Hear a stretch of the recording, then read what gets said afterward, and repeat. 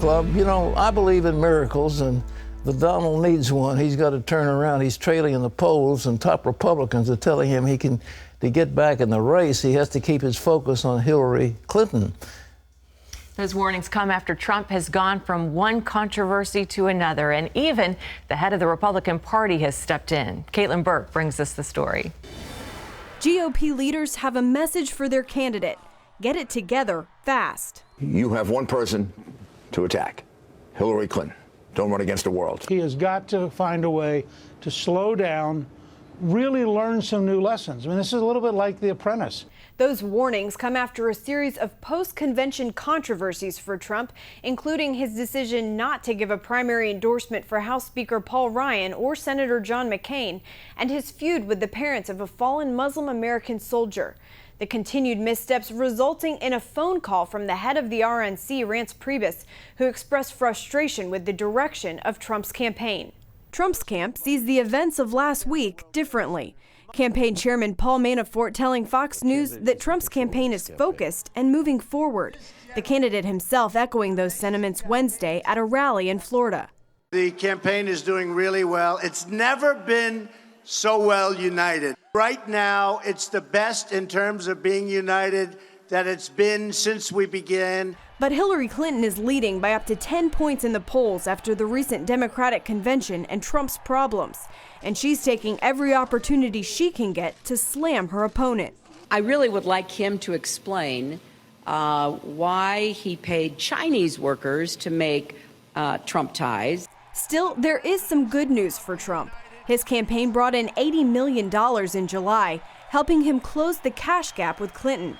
Trump still clearly has ground to make up in the polls, but with 3 months to go until voters cast their ballots, anything can still happen in this wild election year.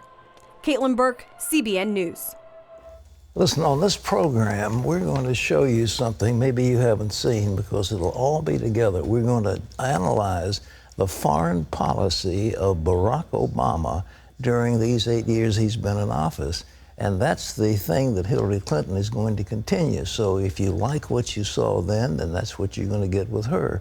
And we're going to show you instance after instance after instance. And I don't think it'll be a shock to anybody, but it'll be out there. We've got it on this program. As far as the Donald, he gets huge crowds. People are very enthusiastic. But boy, oh boy, oh boy. They used to say to candidates, you got to stay on message. When I was involved in some degree with the Bush Sr. when he was running against Dukakis.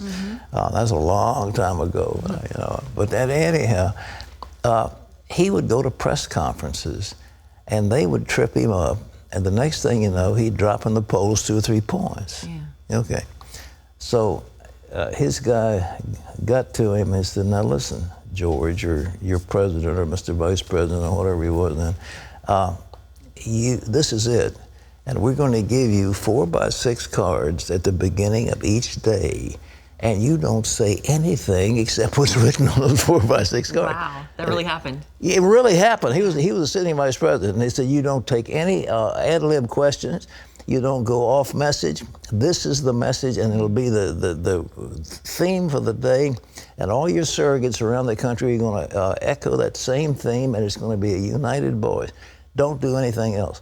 So he said, okay. I mean, he's the vice president. Yeah. So he takes those cards, and every day he reads the cards. And he stands up before people, and he reads the cards. This is what, I'm for, jobs. I'm the education. He stayed on his points. Well, but I mean, it was so scripted. I mean, tight talking points.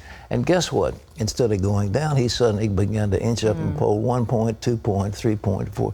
Next thing you know, he's up ahead of Dukakis, and then he won the election.